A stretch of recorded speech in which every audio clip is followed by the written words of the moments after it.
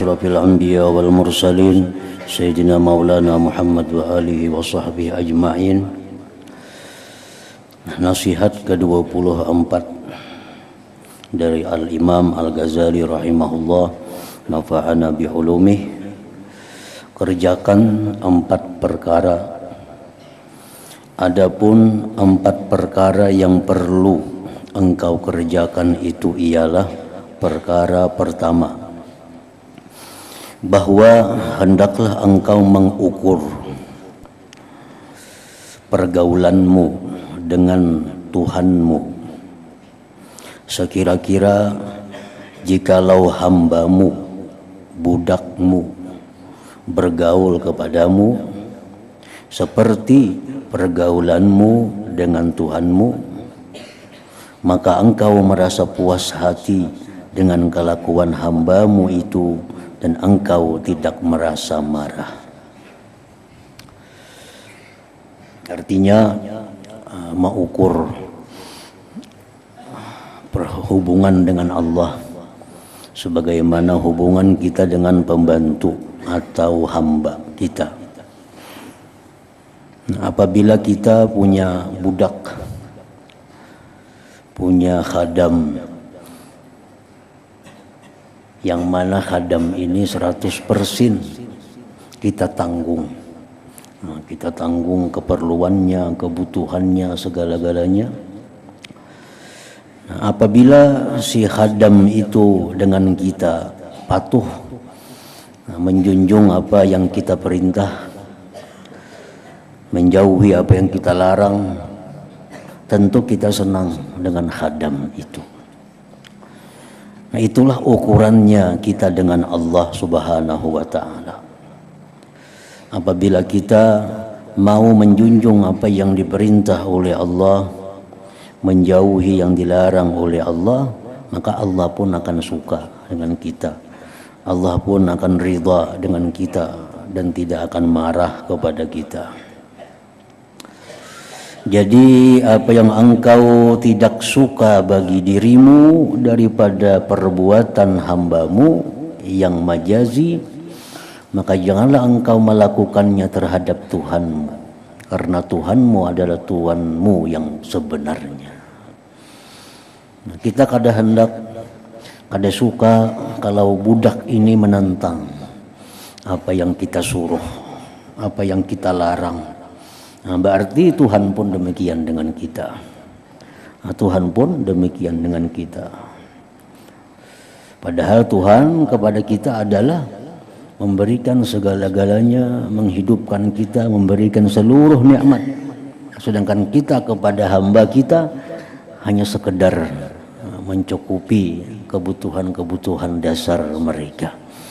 Jadi kalau kita marah karena hamba kita ini kada taat dengan kita, semestinya Allah pun demikian, lebih marah kepada kita karena kita kada taat kepadanya. Nah, itu ukuran hubungan kita dengan Allah bisa diukur dengan hubungan hamba khadam kita kepada kita. Perkara yang kedua, segala perkara yang hendak engkau buat bagi orang lain, hendaklah engkau mengukurnya bagi dirimu dahulu. Jadi apa yang engkau suka orang lain lakukan terhadap dirimu, maka buatlah perkara yang seperti itu terhadap orang lain. Artinya kita suka kalau orang lain itu menolong kita. Kita benci kalau orang lain itu menyakiti kita. Nah, kita pun dengan orang lain mestinya demikian. Mestinya demikian. Nah, karena manusia itu adalah ummatan wahidah. Manusia itu sama satu dengan yang lainnya. Nah, kalau kita suka ditolong, kita kada suka disakiti, demikian pula kita dengan orang lain. Supaya orang suka ditolong, supaya orang kada benci, jangan disakiti. Karena iman seorang hamba tidak akan sempurna sehingga ia mencintai bagi seluruh manusia apa-apa yang ia mencintai bagi dirinya sendiri. Kita suka kita masuk surga, kita pun hendaknya suka juga orang lain masuk surga. Kita senang bila kita sukses, kita pun mestinya senang juga orang lain sukses.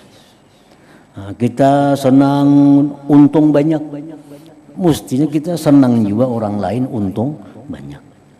Kita kada senang kalau kita rugi, kita pun mestinya kada senang juga kalau orang lain itu rugi. Nah, jadi sebelum berbuat kepada orang lain, pikirkanlah perbuatan orang lain kepada kita terlebih dahulu. Dan termasuk kesempurnaan iman seseorang bahwa dia mencintai bagi manusia apa-apa yang dia cintai untuk dirinya. Bila kita hanya hendak untung orang lain biar rugi, ini sudah kada sempurna iman. Hendak kita hanya selamat orang lain biar mati, itu sudah kada sempurna iman. Hendak kita hanya nang payu berdagang orang lain kada payu, sudah kada sempurna iman. Napa ruginya kita kalau kita payu orang lain payu, ada ruginya. Nah, cuma karena nafsu kita hendak kita hanya nang payu orang lain jangan payu. Itu sudah menunjukkan imannya kurang. Nah, kesempurnaan iman dia menyintai bagi orang lain apa-apa yang dia cinta untuk dirinya itu. Perkara ketiga, apabila engkau belajar satu ilmu atau engkau memutalaahnya, maka seyogianya bahwa ilmu yang engkau pelajari itu akan memperbaiki hatimu dan membersihkan jiwamu. Seperti halnya jikalau engkau mengetahui bahwa umurmu hanya tinggal 1 minggu saja lagi, maka sudah pasti engkau tidak akan sibuk dengan ilmu fikih yang dalam-dalam dan ilmu khilaf antara mazhab dan ilmu usul dan ilmu kalam dan seumpamanya. Karena engkau tahu segala ilmu yang aku sebutkan tadi tidak memberi faidah kepadamu. Untuk orang-orang yang sudah berumur, artinya lain hal pemuda-pemuda, lain hal remaja-remaja, itu disuruh menuntut ilmu seluas-luasnya. Tapi kalau sudah kita berumur digulungkan tua itu 40 itu sudah tua dalam pandangan agama. Orang umur 40 sudah masuk gulungan tua, enggak ada pemuda lagi. Pemuda itu 30 sampai 40. Kalau 40 sudah masuk tuha. Orang-orang yang tuha itu belajar ilmu, mendengarkan ilmu, membahas ilmu yang memperbaiki hati. Karena itulah ilmu yang sesungguhnya berguna menghadap Allah Subhanahu wa ta'ala. Andai kata kita diberitahu umur kita lagi seminggu mati, tentu kita akan meninggalkan ilmu-ilmu yang kada bermanfaat. Umur kita lagi seminggu, kita kada kabar lagi mendengar berita, kita kada baca lagi surat kabar. Kalau tahu umur lagi seminggu, apa yang kita baca? Tentu Al-Quran, tentu ilmu-ilmu yang bermanfaat untuk mati. Kalau kita tahu umur kita lagi seminggu,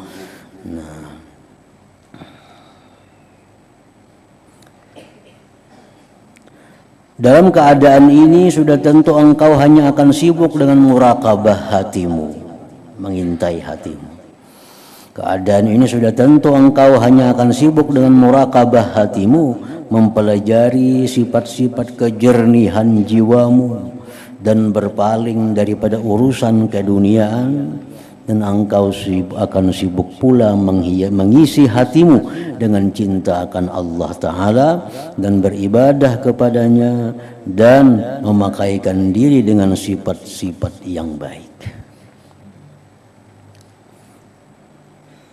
Kalau umur masih anom, utaknya masih incir lagi, nah itu ya perdalam ilmu-ilmu mazhab, ilmu mazhab Syafi'i, mazhab Maliki, mazhab Hambali, ilmu-ilmu usuluddin, ilmu-ilmu tauhid, ilmu kalam, nah perdalam.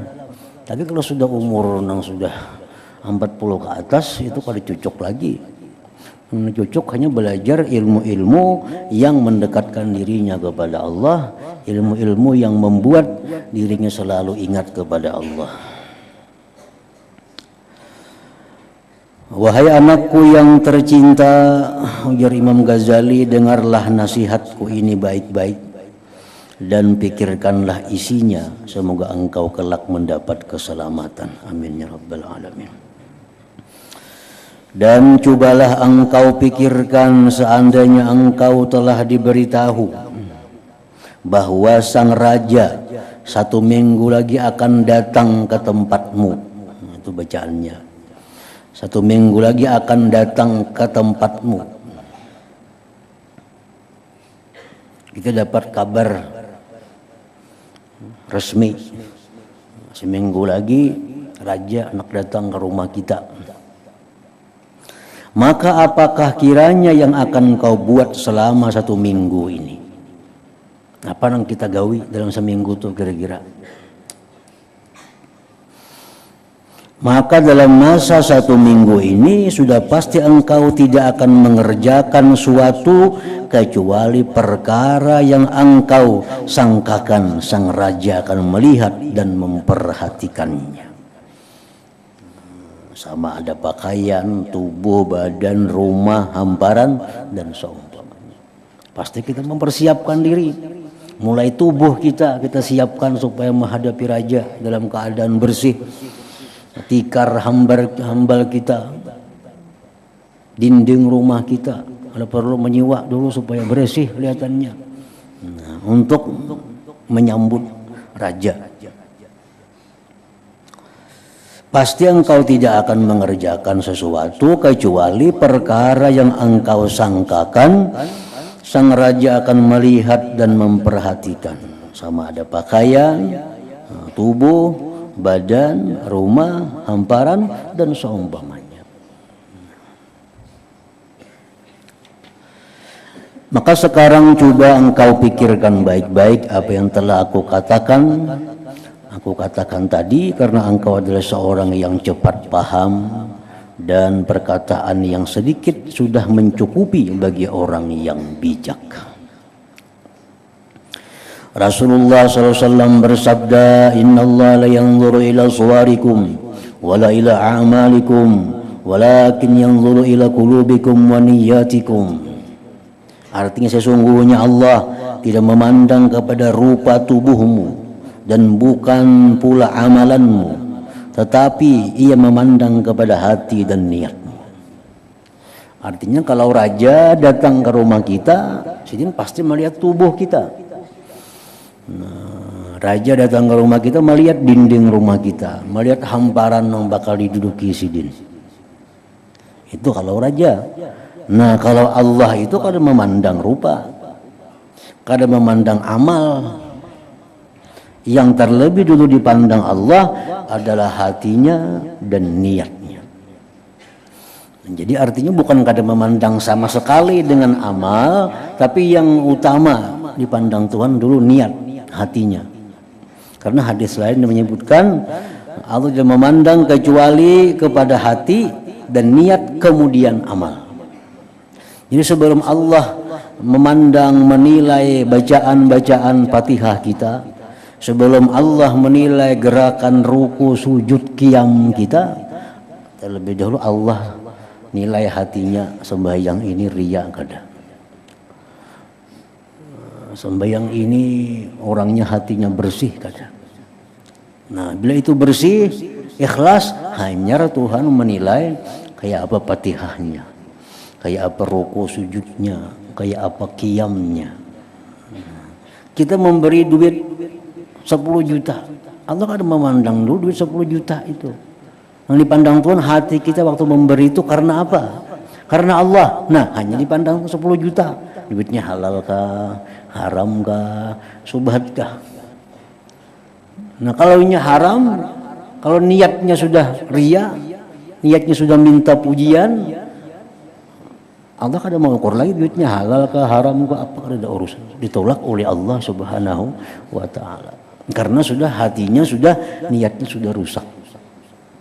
Nah, jadi yang utama dipandang Allah itu adalah qulubikum, hati kalian, wa niyatikum, dan niat kalian.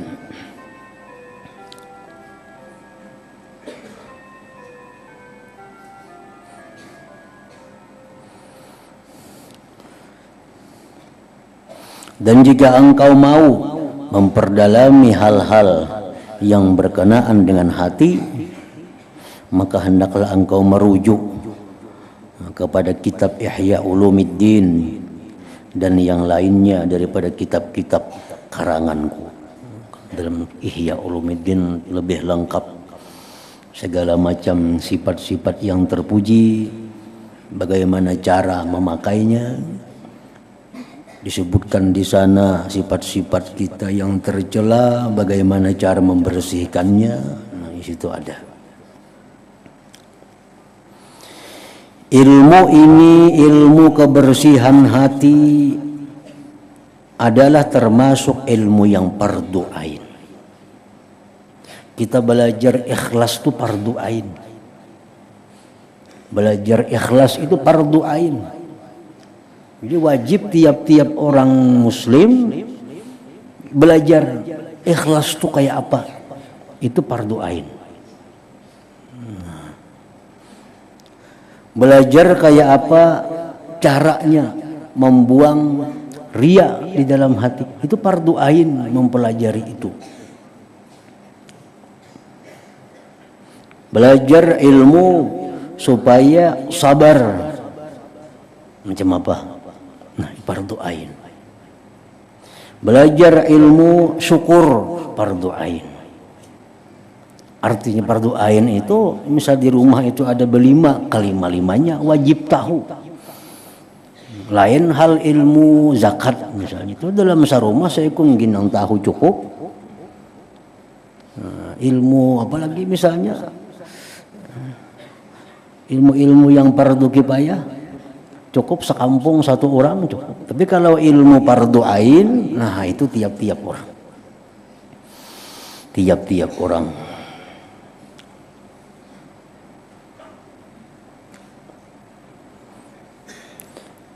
Ilmu ini, ilmu kebersihan hati ini adalah termasuk ilmu yang fardu ain.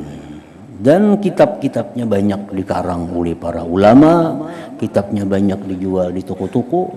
Artinya kada kekurangan ilmu, asal mau, asal hendak belajar itu. Dan yang lain daripadanya adalah fardu kifayah, kecuali sekedar engkau belajar hukum-hukum yang berkenaan dengan kesempurnaan mengerjakan kefarduan yang diwajibkan. Wudu misalnya, ya itu fardu ain. Apalagi sembahyang 5 waktu itu fardu ain. Jadi kalah tingkatan kefarduannya daripada belajar ilmu membersihkan hati tadi. Nah, walaupun kita kada bisa mengamalkan sabar misalnya, tapi sudah belajar kita sabar itu jaminin sudah belajar, tapi kita kada kau mengamalkan. Nah, sekurang-kurangnya ilmu itu memberi faedah kepada kita bahwa menunjukkan kita adalah orang yang belum baik, belum baik. Nah, di sini ada ilmu mengajarkan tentang ikhlas. Kita belajar ilmu ikhlas ini, tapi kita belum bisa mempraktikkannya. Ya, minimal kita tahu bahwa kita orang yang belum baik karena belum bisa ikhlas. Nah, kalau kita kada belajar sama sekali, itu akibatnya selalu merasa baik, merasa sudah bujur apa yang kita kerjakan. Jadi itu faedahnya ilmu. Bila kita sudah tahu ilmu ini, ilmu yang harus, ilmu yang wajib, paling kada kita kawa menyadari bahwa kita ini masih jauh daripada orang yang takwa kepada Allah. Karena banyak lagi melanggar hukum-hukum Allah nih.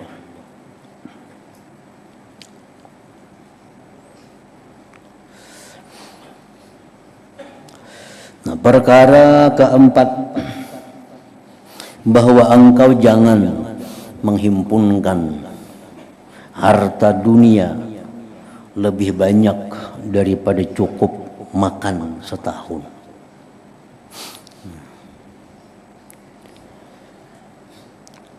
Jadi berisi tabungan atau berisi duit atau berisi beras itu jangan lebih daripada setahun. Jangan lebih daripada setahun.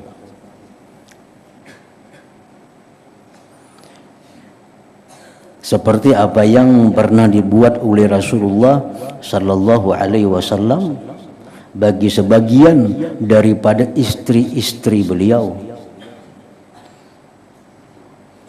Dan beliau bersabda, Allahumma ja'al quta ali Muhammadin kafafa. Artinya, ya Allah, jadikanlah makanan keluarga Muhammad ini hanya secukupnya saja. Dan Nabi SAW tidak mempersiapkan makanan cukup setahun ini bagi kesemua istrinya, tetapi hanya bagi mereka yang lemah imannya saja. Adapun istri beliau yang kuat iman, maka Nabi SAW hanya mempersiapkan baginya makanan untuk sehari setengah saja.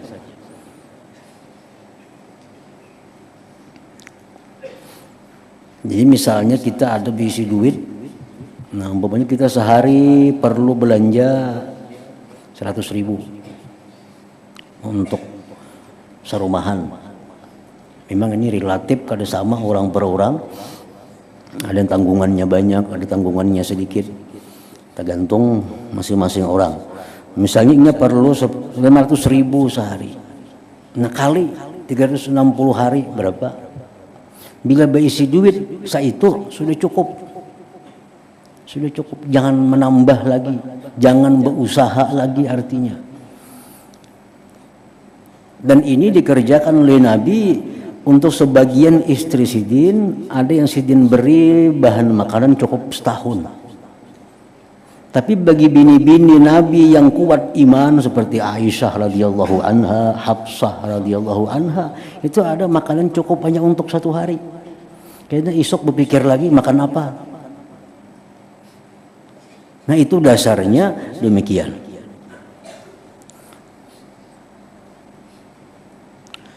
Nah oleh sebagian ulama ada perincian-perincian dalam hal ini supaya kita jangan keluar dalam golongan orang-orang zahidin, jangan keluar dalam golongan orang-orang zahid, jangan termasuk orang-orang yang muhibbin lid dunia, yang mencintai dunia.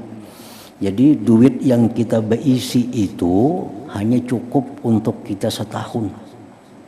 Artinya kalau ada tambahan lagi rezeki hari-hari ini, itu cukup setahun dah kita lanjakan kan habis. Nah, jadi dibolehkan kita berisi duit, menabung duit lebih daripada itu. Artinya kada keluar dari orang-orang zahidin, kada keluar dari orang-orang zahid, orang-orang yang zuhud. Atau kita masih berusaha mencari rezeki, padahal rezeki yang ada ini kalau dimakan setahun lebihan banget sudah cukup. Nah kayak apa caranya supaya kita jangan keluar dari orang-orang yang zuhud itu diniatkan atau diberikan. Nah jadi misalnya kita setahun perlu duit nih, setahun ini misalnya 200 juta, bayar listrik, bayar leading, bayar ini, setahun 200 juta. Nah sekarang kita ada duit 500 juta. 500 juta berarti lebihan daripada setahun untuk biaya hidup kita. Kalau ini duit 500 juta ini kita diamkan, kita ganakan, kita sudah keluar dari golongan orang zahid. Nah, keluar daripada orang-orang yang terkemuka. Nah supaya kita ini tetap duit ada 500 juta dan kada keluar dari golongan orang yang zuhud itu ada 2 hal. Pertama, sisa duit itu diberiakan. Karena aku cukup setahun 200 juta, 300 ini diberiakan. Tasarah kemana memberiakan? Lawan anak boleh, lawan bini boleh, lawan kula boleh, siapapun boleh. Asal jangan lagi milik seorang. Misalnya anak bisa 3, udah unjuk. Nah 100 juta, 100 juta, 100 juta. Jangan bebulikan ini minjam anak pun jangan lagi nanti diberiakan bujur. Tasarahnya dipakainya apa, kalau lagi tasarahnya. Jangan diurusi lagi nih. Jangan diurusi. Jangan duit nah 100 orang tinggal 200 juta. Ini cukup setahun untuk biaya hidup kita. Nah, ini sudah masuk orang-orang zahidin.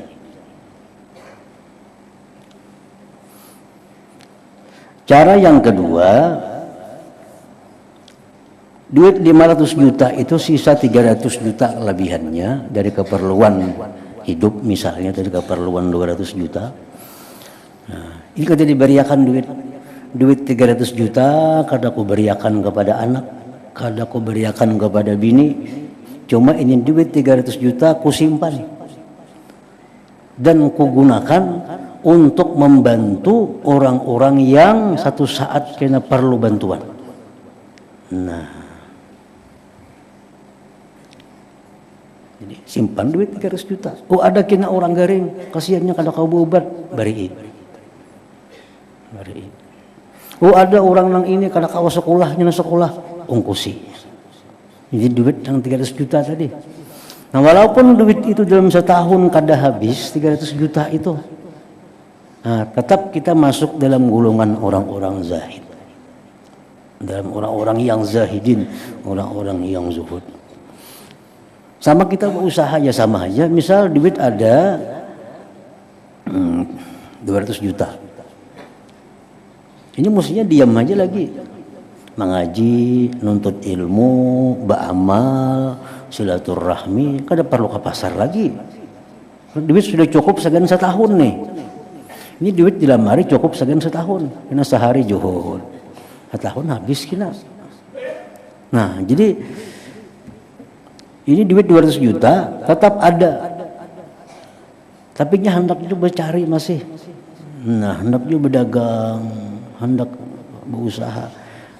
Nah, supaya kada termasuk orang yang hubbud dunia, hendaknya berdagangnya itu diniatkan bahwa keuntungan dari daganganku ini adalah untuk membantu kaum muslimin dan muslimat, baik diri mereka macam memberi makani atau mengobati atau untuk mendirikan syiar-syiar Islam.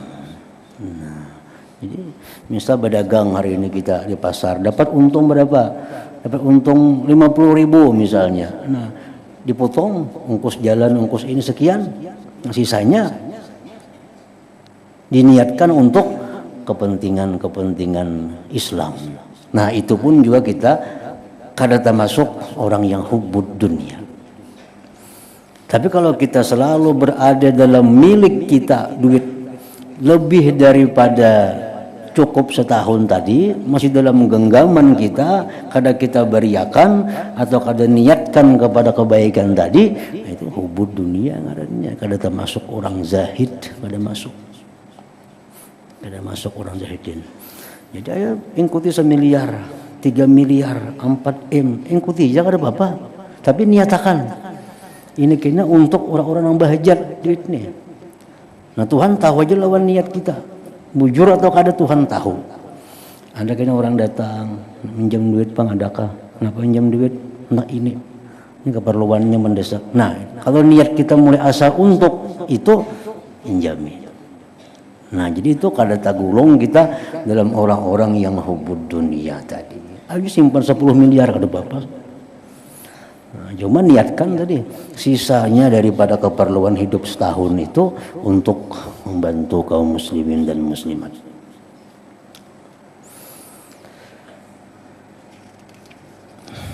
Nah, nasihat ke-25, penutup dan doa.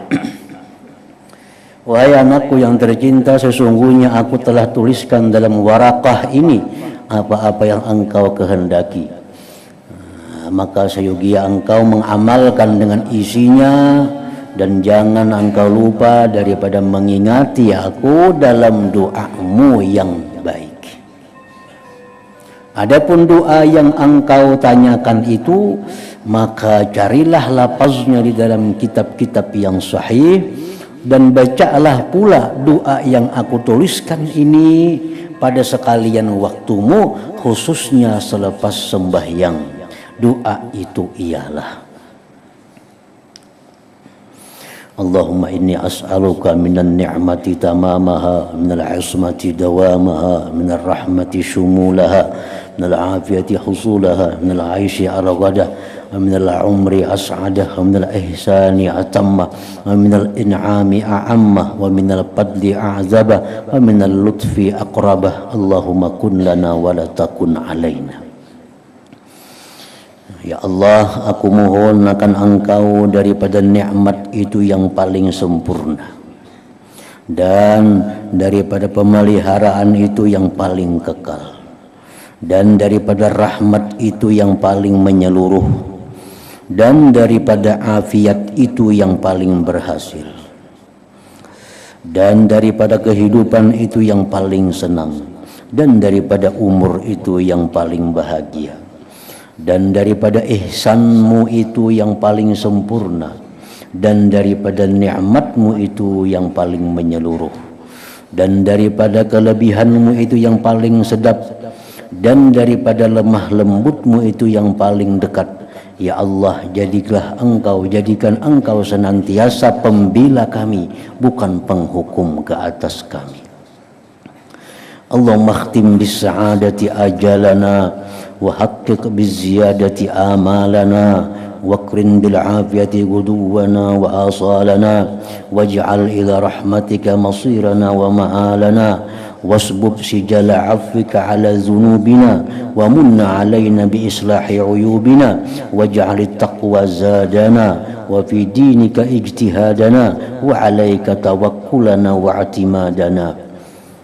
Ya Allah, habiskanlah ajal kami dengan kebahagiaan, dan berikanlah kepada kami yang lebih baik daripada apa yang kami harapkan, dan berikanlah pagi dan petang kami dengan keapiatan, dan jadikanlah kesudahan kami dan kemuncak cita-cita kami untuk mendapatkan rahmat-Mu, dan tuangkanlah hujan yang lebat daripada kemaafanmu ke atas dosa-dosa kami, dan senantiasalah Engkau memberi nikmat kepada kami dengan memperbaikan segala keaiban kami, dan jadikanlah takwa itu sebagai bekalan kami, dan jadikan pula kesungguhan kami di dalam memperjuangkan agamamu, dan jadikanlah tawakal dan pegangan kami hanya dengan Engkau. Allahumma tsabbit ala nahjil istiqamah wa a'izna fid dunya min mujibatin nadamati yaumal qiyamah wa khaffif anna thiqalal auzar warzuqna 'aishatal abrar waqfina wasrif anna syarral asrar wa atiq riqabana wa riqaba abaina wa ummahatina wa ikhwanina wa akhawatina minan nar birahmatiki ya aziz ya ghafar ya karim ya sattar ya alim ya jabbar. Ya Allahu ya Allahu ya Allah, birahmatiki ya arhamar rahimin wa ya awwalal awwalin wa ya akhiral akhirin wa ya dzal quwwatil matin wa ya rahimal masakin wa ya arhamar rahimin. La ilaha illa anta subhanaka inni kuntu minaz zalimin.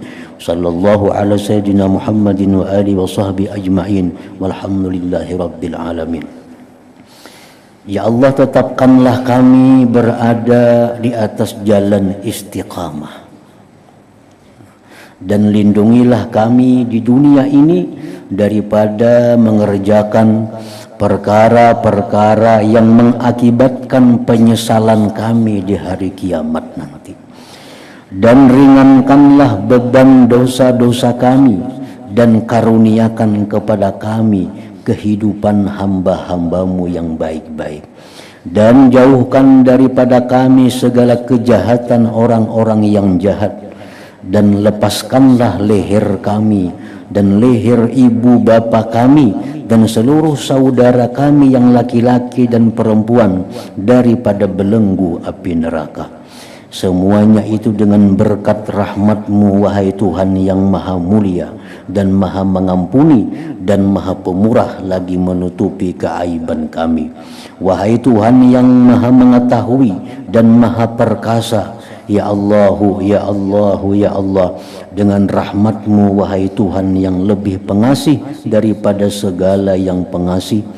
Wahai Tuhan yang dahulu daripada segala yang terdahulu, wahai Tuhan yang kemudian daripada segala yang kemudian, wahai Tuhan yang mempunyai kekuatan yang sangat kukuh, wahai Tuhan yang sangat mengasihi orang-orang miskin, dan Tuhan yang terlebih kasih sayang daripada segala orang yang kasih sayang.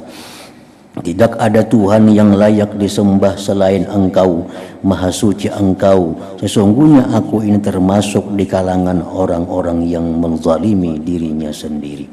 Wa sallallahu ala sayyidina Muhammad wa ala alihi wa sahbihi wa sallam, walhamdulillahi rabbil alamin. Jadi doa ini sangat terkenal di kalangan para ulama, dan di antara para ulama umumnya rata-rata mengamalkan doa yang dikarang oleh Imam Al-Ghazali ini. Nah, beliau tadi mewasiatkan kepada muridnya untuk membaca doa ini setiap kali selepas sembahyang 5 waktu. Nah, kalau kawa kita baca setiap kali 5 waktu. Nah, kalaunya kita kada kawa sekali sewaktu. Bisa ambil sembahyang apa, ada doa ini kita baca. Kalau almarhum pengasuh pemangkih dulu, beliau sembahyang subuh, pasti doa ini yang dibaca oleh sidin. Nah, jadi setiap subuh doa ini yang dibaca. Ini nyaman sudah doanya, huruf Arabnya berbaris sudah, ditambah lagi ada artinya. Nah, jadi Arabnya dibaca, artinya dibaca. Arabnya aja mengerti, ya kada usah lagi artinya. Kalau Arabnya kada paham, nah baca, Arabnya baca, terjemahnya pun baca. Nah, supaya kita lebih menghayati apa yang kita baca kalau kita baca artinya. Nah, jadi Arabnya dibaca, karena arti sambung lagi Arabnya kata tadi, arti akan pulang. Nah, kayaknya baca lagi Arabnya, kayaknya arti akan pulang. Dan kalau kada kawa di sembahyang 5 waktu, lebih baik lagi di sembahyang tahajud. Nah, lebih mantap lagi doa ini dibaca karena sudah mencakup doa ini keselamatan, kebahagiaan baik di dunia maupun akhirat, baik untuk seorang maupun untuk keluarga dan untuk kaum muslimin dan muslimat. Nah, tamat kitab ya ayyuhal walad ini. Afdalu dzikri fa'lam annahu la ilaha illallah Muhammadur Rasulullah, la ilaha illallah Muhammadur Rasulullah, la ilaha illallah Muhammadur Rasulullah, la ilaha illallah, la ilaha illallah, la ilaha illallah, la ilaha illallah, la ilaha illallah. Allahu Allah, Allahu Allah, Allahu Allah, Allahu Allah, Allahu Allah, Allahu Allah, Allahu Allah, Allahu Allah, Allahu Allah, Allahu Allah, Allahu Allah, la ilaha illallah Muhammadur Rasulullah, la ilaha illallah Muhammadur Rasulullah, la ilaha illallah Muhammadur Rasulullah, la ilaha illallah. Al-Fatihah. Ar-Rahman Ar-Rahim. Iyyaka na'budu wa iyyaka nasta'in. Shiratal ladzina an'amta 'alaihim. Ya ayyuhar-rajul minhu syafa'atan sallu 'alaihi wa sallimu taslima.